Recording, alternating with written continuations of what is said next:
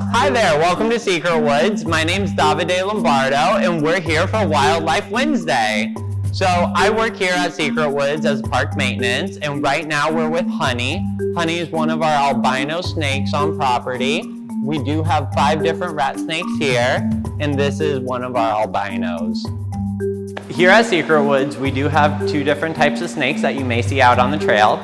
Just like Honey right here, we do have the rat snakes, and then we also have black racers as well.